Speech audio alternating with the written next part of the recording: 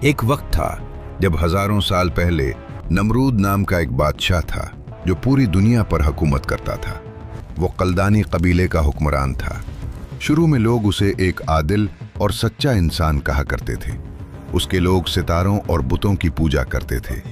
اس نے اپنی فوجیں جمع کی، ایک بلند ٹاور بنوایا اور اس پر کھڑے ہو کر آسمان کی طرف تیر چلائے۔ وہ تیر خون میں لت پت ہو کر واپس آئے۔ سوال یہ ہے کہ وہ خون کہاں سے؟ اور اللہ تعالیٰ نے نمرود کو اس گمان میں کیوں چھوڑ دیا کہ اس نے آسمان کے خدا کو زخمی کر دیا ہے؟ اس نے ایک بڑی اور طاقتور سلطنت قائم کی جو جنوب سے شمال تک پھیلی ہوئی تھی۔ جب اسے مزید طاقت اور مکمل کنٹرول حاصل ہوا تو نمرود نے اپنے مجسمے بنوائے اور خود کو خدا کہنے لگا۔ میں خدا ہوں۔ اس نے اپنے لوگوں کو حکم دیا کہ وہ اسی کی عبادت کریں۔ قرآن مجید میں نمرود کا نام براہ راست نہیں لیا گیا، لیکن بہت سے لوگ مانتے ہیں کہ سورہ البقرہ میں اسی کا ذکر ہے، کیونکہ اللہ سبحانہ و تعالیٰ نے اسے طاقت اور حکومت عطا کی تھی، مگر وہ غرور اور گھمنڈ میں ڈوب گیا اور حضرت ابراہیم علیہ السلام سے جھگڑا کیا۔ بہت سے اسلامی علماء کا یہ ماننا ہے کہ یہ شخص نمرود ہی تھا، اور وہ بابل اور پوری زمین کا سب سے ظالم اور خونخوار حکمران بن گیا۔ نمرود دنیا کا پہلا شخص تھا جس نے یہ دعویٰ کیا کہ میں خدا ہوں۔ اس ظالم نے بابل شہر آباد کیا اور لوگوں پر ظلم و ستم شروع کر دیا۔ تاریخی منابع کے مطابق نمرود حضرت نوح علیہ السلام کے فرزند حام کی نسل سے تھا۔ وہ حام کا نواسا اور کوش کا بیٹا تھا۔ مانا جاتا ہے کہ حام کے خاندان سے تعلق رکھنے والے لوگ تاریخ کے آغاز میں سب سے زیادہ جنگجو اور سخت گیر حکمران تھے۔ انہوں نے انسانی تقدیر پر قابو پانے کی کوشش کی اور عظیم سلطنتیں قائم کی۔ کچھ روایات کے مطابق انہوں نے مصر، لیبیا، عرب اور ہندوستان جیسے علاقوں کی بنیاد بھی رکھی۔ نمرود تاریخ کا ایک نہایت طاقتور شخص تھا اور دنیا کا پہلا اور سب سے بڑا بادشاہ کہلایا۔ اس نے اناتولیا کے جنوبی حصوں تک، جو میسوپوٹیمیا کا شمالی علاقہ ہے، فوج کشی کی اور کئی ملکوں کو شکست دی۔ منابع بیان کرتے ہیں کہ اسی نے حضرت ابراہیم علیہ السلام کو آگ میں ڈلوایا اور لوگوں کو اللہ تعالیٰ کے خلاف بغاوت پر اکسایا۔ پرانے عہد نامے میں نمرود کو ایک چالاک نجومی، بت پرست، شہر بسانے والا اور ظالم حکمران کہا گیا ہے، جس نے معصوم بچوں کو قتل کیا اور جنگلی جانوروں پر قابو رکھا۔ یہ بھی کہا جاتا ہے کہ اس کے معاشرے میں اسے اور اس کی بیوی کو خدائی مقام دیا گیا اور ان کی پوجا کی جاتی تھی۔ نمرود نے خود کو خدا کہلوانے کے بعد ایک عظیم مندر تعمیر کروایا جو بتوں سے بھرا ہوا تھا۔ اس کی حکومت تقریباً 400 سال تک قائم رہی۔ قرآن مجید میں ایسی 91 آیات بیان کی جاتی ہیں جو حضرت ابراہیم علیہ السلام اور نمرود کے درمیان ہونے والے جھگڑے سے متعلق سمجھی جاتی ہیں۔ اس کے علاوہ اور بھی آیات موجود ہیں جو سزا اور اس آگ کا ذکر کرتی ہیں جس میں حضرت ابراہیم علیہ السلام کو ڈالا گیا اور جسے نمرود سے منسوب کیا جاتا ہے۔ نمرود کے معاشرے میں بت صرف پوجے ہی نہیں جاتے تھے، بلکہ لوگ یہ بھی مانتے تھے کہ وہ کھا سکتے ہیں، پی سکتے ہیں اور بول بھی سکتے ہیں۔ لوگ ان سے رزق، شفا اور معافی مانگتے تھے۔ ان کا عقیدہ تھا کہ بت زندگی اور موت دینے پر قادر ہیں اور ہر چیز پر ان کا مکمل اختیار ہے۔ لوگوں کو آخرت پر کوئی یقین نہیں تھا۔ بتوں کے ساتھ ساتھ وہ ستاروں اور سیاروں کی بھی عبادت کرتے تھے اور سورج کو سب سے زیادہ طاقتور مانتے تھے۔ لوگ بے شمار بت رکھتے، ان کی حفاظت کرتے اور یہ ثابت کرنے کی کوشش کرتے کہ انہی کے بت سب سے بہتر ہیں۔ جن مندروں میں بت رکھے جاتے تھے وہیں لوگوں کے معاملات اور فیصلے بھی ہوتے تھے۔ جو کوئی ان کے عقائد یا روایتوں کو تسلیم نہ کرتا، اسے سے سخت سزا دی جاتی، کبھی پتھر مار کر، کبھی جلا وطن کر کے اور کبھی آگ میں پھینک کر۔ یہ معاشرہ دوسروں کے عقائد کو سنجیدگی سے نہیں لیتا تھا، بلکہ انہیں ایک خطرہ سمجھتا تھا۔ ایک دن نمرود نے ایک نہایت واضح خواب دیکھا۔ دن کے وقت اس نے خواب میں ایک چمکتی ہوئی روشنی دیکھی جو آسمان سے اتری اور سورج اور چاند سے بھی زیادہ روشن تھی۔ نمرود پسینے میں شرابور ہو کر گھبراہٹ کے عالم میں جاگ اٹھا۔ اس نے فوراً اپنے قابل اعتماد نجومیوں کو بلایا اور خواب کی تعبیر پوچھی۔ انہوں نے بتایا कि उसकी सल्तनत में जल्द एक लड़का पैदा होगा जो लोगों का दीन बदल देगा और बिलाखिर नमरूद की हलाकत का सबब बनेगा। ये सुनकर इस जालिम बादशाह ने फौरन हुक्म जारी कर दिया कि तमाम नौजायदा लड़कों को कत्ल कर दिया जाए। चंद ही दिनों में बेशुमार मासूम बच्चों को बेरहमी से मार दिया गया। इन्हीं दिनों हजरत इब्राहीम अलैहिस्सलाम की वालिदा के यहाँ विलादत का वक्त करीब आ चुका था, मगर हुक्म बिल्कुल वाज़ेह था कि अगर लड़का पैदा हुआ तो उसे कत्ल कर दिया जाएगा। हजरत इब्राहीम अलैहिस्सलाम की वालिदा गहरी सोच में डूब गईं और अपने शौहर आज़र से कहा कि मंदिर जाकर मेरे लिए दुआ करो। अगर लड़का पैदा हुआ तो मैं उसे तुम्हारे पास ले आऊंगी और तुम उसे नमरूद के सामने पेश कर देना ताकि उसका एतमाद हासिल किया जा सके। ये सब महज एक चाल थी। जब आज़र मंदिर की तरफ गया तो हजरत इब्राहीम अलैहिस्सलाम की वालिदा ने हजरत इब्राहीम अलैहिस्सलाम को जन्म दिया और चुपके से उन्हें एक गार में छुपा दिया। जब आज़र वापस आए तो उन्होंने बताया कि बच्चा मुर्दा पैदा हुआ था। जब भी आज़र घर से बाहर होते, वालिदा उस गार में जाती और देखती कि हजरत इब्राहीम अलैहिस्सलाम अपनी उंगलियों से दूध और शहद पी रहे हैं जो हजरत जिब्राईल अलैहिस्सलाम उनके लिए मुहैया करते थे। हजरत इब्राहीम अलैहिस्सलाम ने अपना बचपन इसी गार में गुजारा। जब वो जवान हुए तो उन्होंने अल्लाह ताला की वहदानियत का पैगाम आम करना शुरू किया। वक्त गुजरता रहा और नमरूद अपना ख्वाब भूल चुका था। तब हजरत इब्राहीम अलैहिस्सलाम गार से बाहर आए। आखिरकार आज़र को मालूम हो गया कि उनका बेटा जिंदा है। इस्लामी मनाबे के मुताबिक हजरत इब्राहीम अलैहिस्सलाम दरमियाने कद के, भूरी आंखों वाले और निहायत मेहरबान व खूबसूरत चेहरे के मालिक थे। ये भी बयान किया जाता है कि वो रसूलुल्लाह मोहम्मद सल्लल्लाहु अलैहि वसल्लम से बहुत मुशाबहत रखते थे। जब हजरत इब्राहीम अलैहिस्सलाम बड़े हुए तो उन्हें अपने वालिद के बनाए हुए बुतों से सख्त नफरत होने लगी। आज़र इस अकीदे पर कायम थे कि ये बुत खुदा हैं, लेकिन हजरत इब्राहीम अलैहिस्सलाम ने इब्तिदा ही से इस सोच को रद्द कर दिया। एक रात हजरत इब्राहीम अलैहिस्सलाम को नींद न आई तो वो घर से निकलकर उस पहाड़ पर चले गए जहां वो अक्सर जाया करते थे, बिल्कुल इसी तरह जैसे बाद में रसूलुल्लाह सल्लल्लाहु अलैहि वसल्लम रातों को गार में क़याम फरमाया करते थे। इस रात आसमान बिल्कुल साफ था। हजरत इब्राहीम अलैहिस्सलाम ने सितारों और सैयारों को देखा जिनकी लोग इबादत करते थे, और ये मंजर देखकर वो शदीद रंजीदा हो गए। सुबह होने पर वो अपने वालिद से ये कहने के लिए तैयार थे कि वो उन चीज़ों की पूजा करने वालों के बारे में क्या सोचते हैं। कुरान मजीद में अल्लाह ताला फरमाते हैं, और वो वक्त भी याद करने के लायक है जब हजरत इब्राहीम अलैहिस्सलाम ने अपने वालिद आज़र से फरमाया, तुम क्या बुतों को माबूद बनाते हो? मैं देखता हूं कि तुम और तुम्हारी कौम खुली गुमराही में है। इस गुफ्तगू के बाद हजरत इब्राहीम अलैहिस्सलाम ने अपनी कौम के सामने बहस और वाज शुरू किया। उनकी कौम चांद, ज़ोहरा, सूरज और 7 दीगर सैयारों की इबादत करती थी। उन्हें समझाने के लिए हजरत इब्राहीम अलैहिस्सलाम ने माकूल दलाइल और हिकमत भरी नसीहत पेश की।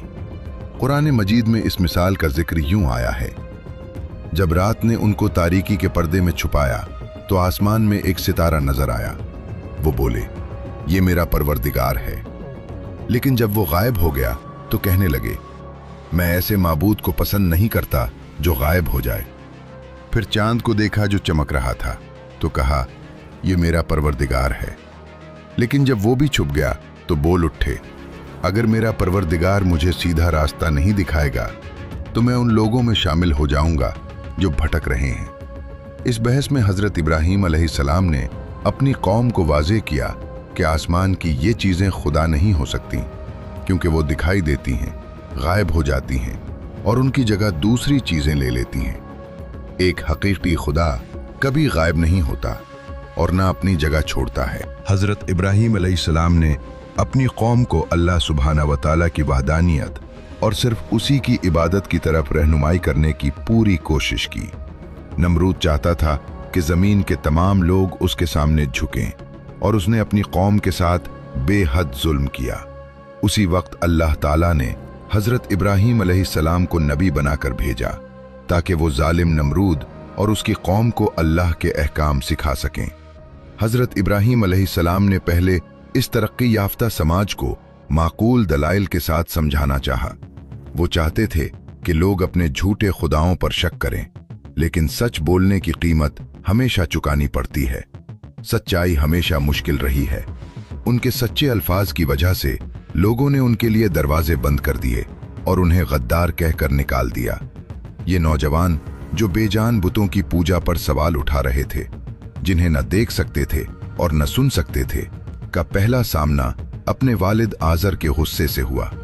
आजर ने उन्हें कत्ल करने की धमकी दी, लेकिन हजरत इब्राहीम अलैहिस्सलाम ने सब्र और इज्जत के साथ जवाब दिया कि वो अपने वालिद के लिए माफी की दुआ करेंगे और बुत परस्ती से दूर रहेंगे। वो नहीं चाहते थे कि उनके वालिद हमेशा के लिए आग में जलें। आखिरकार अल्लाह ताला के यकीन के साथ हजरत इब्राहीम अलैहिस्सलाम को अपने वालिद का घर छोड़ना पड़ा। जब हजरत इब्राहीम अलैहिस्सलाम अकेले हो गए, तब भी उन्होंने अपनी कौम को तंबीह देना नहीं छोड़ा। वो उन्हें अल्लाह ताला की खूबसूरती, ताकत, हिकमत और वादानियत के बारे में समझाना चाहते थे, मगर लोग बुतों की पूजा करते रहे। हजरत इब्राहीम अलैहिस्सलाम ने हार नहीं मानी और एक खास मंसूबा बनाया। कौलदीन कबीला साल में एक बार त्यौहार के लिए शहर छोड़ देता था।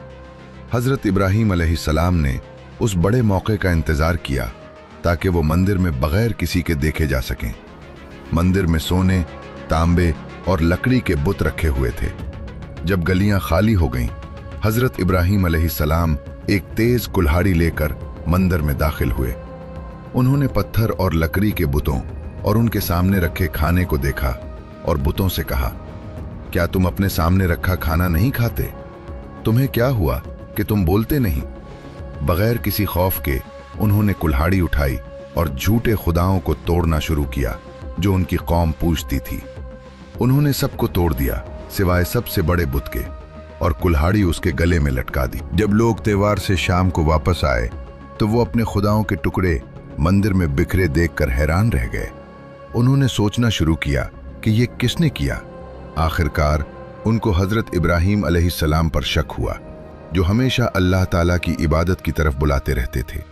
वो हजरत इब्राहीम अलैहिस्सलाम के पास गए और पूछा, क्या ये तुमने किया? हजरत इब्राहीम अलैहिस्सलाम ने जवाब दिया, शायद बड़े बुत को ये पसंद नहीं था कि कोई दूसरों की पूजा करे। शायद उसे गुस्सा आया और उसने कुल्हाड़ी से उन्हें तोड़ दिया। तुम खुद उससे पूछ सकते हो, शायद वो तुम्हें बता दे कि क्या हुआ। बुत परस्तों ने कहा, मगर बुत तो बोल नहीं सकते। हजरत इब्राहीम अलैहिस्सलाम ने फरमाया, अगर वो बोल नहीं सकते और अपनी हिफाजत भी नहीं कर सकते तो वो तुम्हारी हिफाजत कैसे करेंगे? क्या तुम अब भी नहीं समझते? नबी करीम हजरत इब्राहीम अलैहिस्सलाम ने वौज और माकूल दलाइल से उन्हें कायल कर दिया। यहां तक कि कौम के रहनुमा और दीनी उलमा के पास कोई जवाब नहीं था, लेकिन उनके गुरूर ने उन्हें अपनी गलती कबूल करने से रोक दिया। इसके बजाय उन्होंने अपनी ताकत का इस्तेमाल किया और हजरत इब्राहीम अलैहिस्सलाम को गिरफ्तार कर लिया।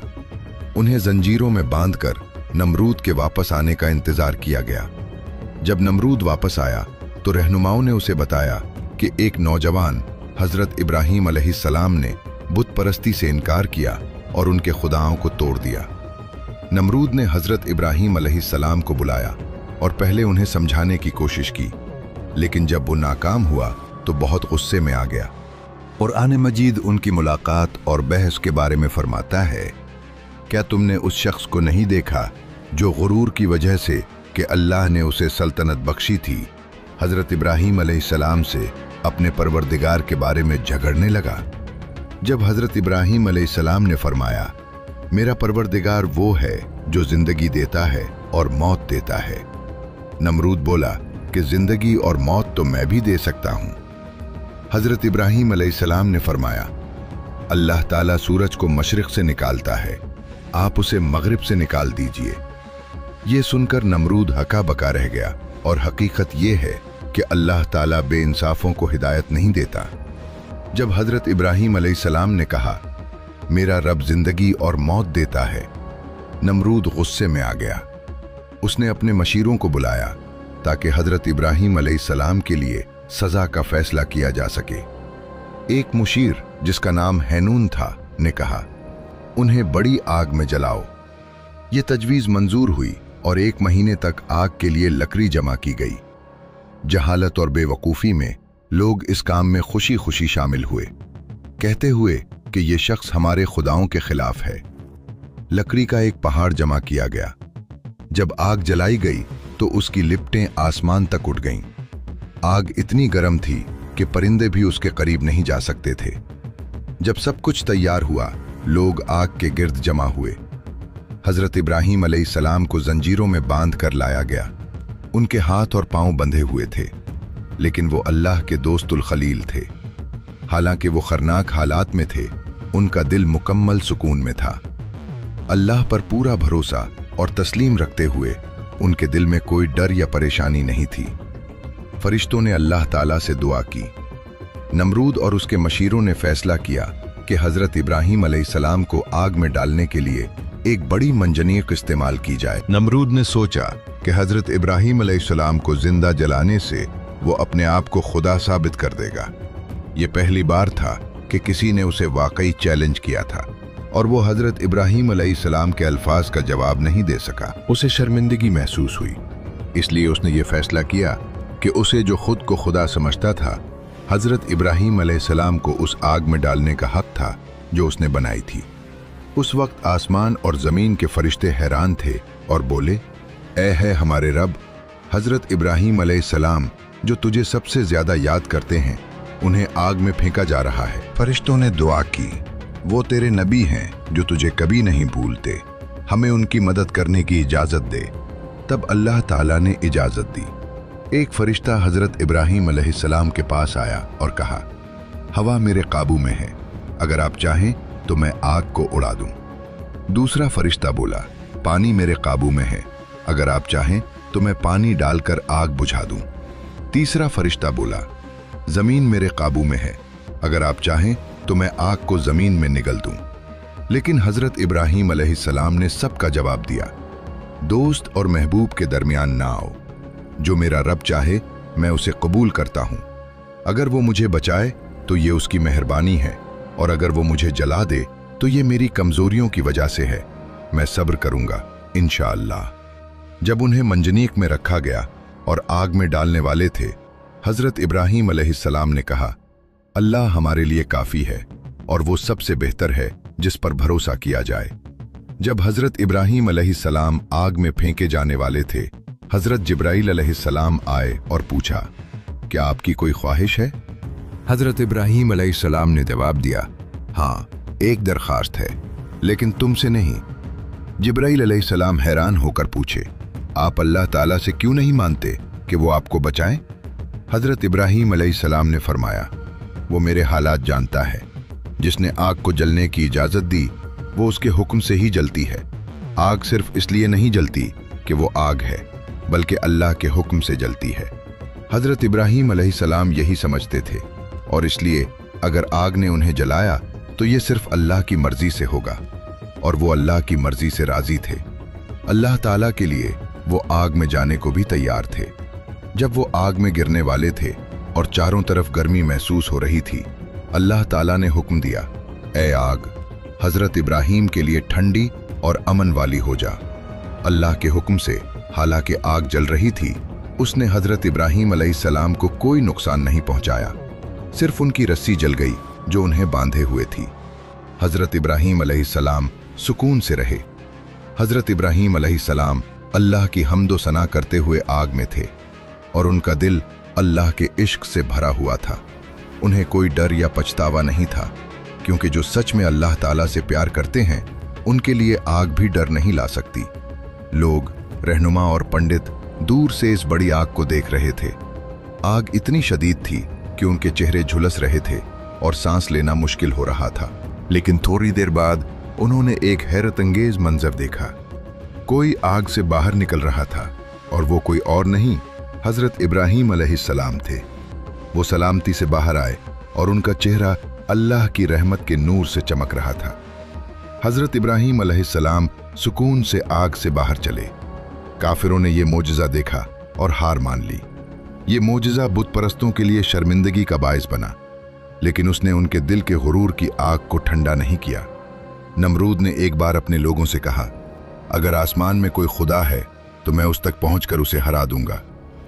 उसने एक बुलंद टावर बनाने का दिया। कहा जाता है कि यह टावर कई दिनों या हफ्तों तक बनता रहा।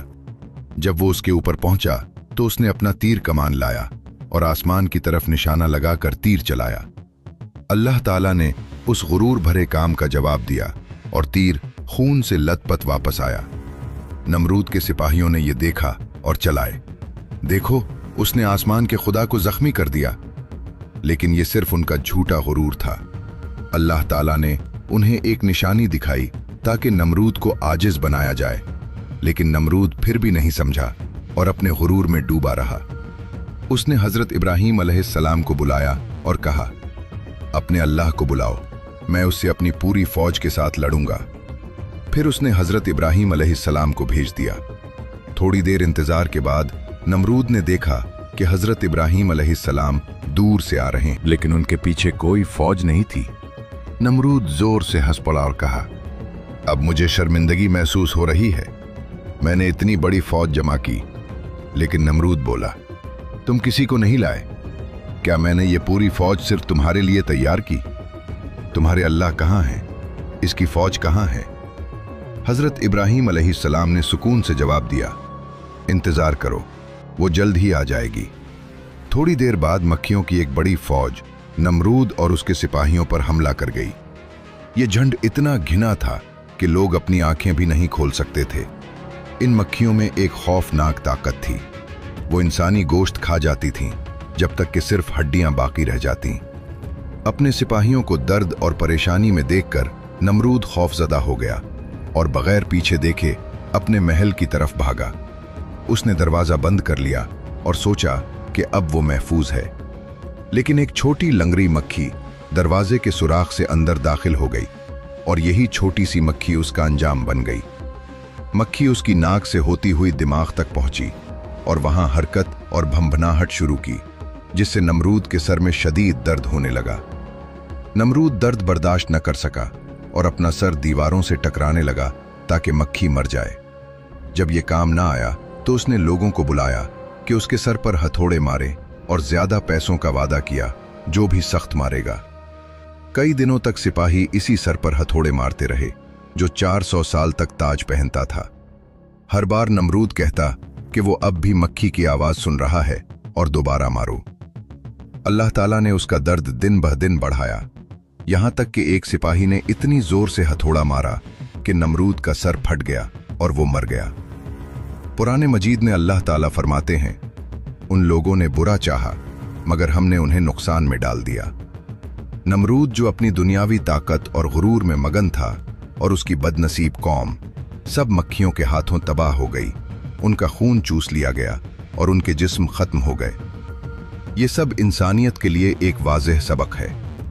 अगर आपको ये वीडियो पसंद आई है तो चैनल को सब्सक्राइब कीजिएगा। मिलते हैं नेक्स्ट वीडियो में, तब तक के लिए अल्लाह हाफिज।